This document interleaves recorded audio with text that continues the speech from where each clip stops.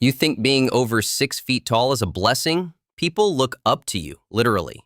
You never get lost in a crowd. Everyone assumes you're either an athlete, a model, or both. You hear things like, you should be in the NBA.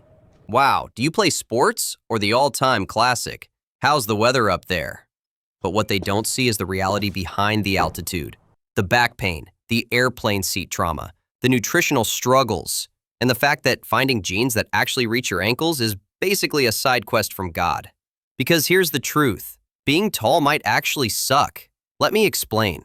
Most of the world is built for average-sized humans, and if you're over 6 feet tall, average is your enemy. Door frames? You're ducking every time. Desks? Your knees are constantly screaming for freedom. Toilets? You're hovering like you're in a public restroom you don't trust. And airplane seats? You're not sitting. You're folding yourself into origami. These things don't just cause awkward moments. They lead to real, long-term problems, like postural imbalances, knee compression, and chronic lower back pain. Why? Because your tall body is constantly adjusting just to function in a world that wasn't built for it. You're literally reshaping your skeleton just to exist. And speaking of that skeleton, let's talk about your spine. Tall people are way more prone to lumbar disc compression, which is just a fancy way of saying your spine is tired of holding up the Empire State Building. The longer your spine is, the more pressure it takes. And if you're not doing mobility work or strengthening your core regularly, congratulations, you've just signed up for a lifetime chiropractor subscription. Now let's move lower. Your knees and ankles, the unsung heroes of your massive structure. Here's the issue. Longer legs create more torque with every single step. That's more force, more stress, more risk of injury. Even everyday things like climbing stairs or jogging create more impact on your joints. And over time, that means problems like shin splints, ACL issues, joint degeneration, and chronic pain before you even hit 40. Also, can we talk about how people assume being tall means you're naturally athletic? Sure, you look like a basketball player, but looks can be deceiving because the longer your limbs are, the harder it is to control them. More distance, less control, more effort. Push-ups feel twice as long. Pull-ups are like dragging a refrigerator into the air. And squats? You're trying to fold a giraffe without snapping your knees. Tall lifters actually have to work harder than short ones. You need better mobility, more balance, and extra attention to form. The most don't do that, and that's why joint pain becomes a personality trait by 35. And now, the most underrated struggle, nutrition. Tall people eat more, but they also need more nutrients. Not just more calories, I'm talking about the stuff that actually keeps you functioning.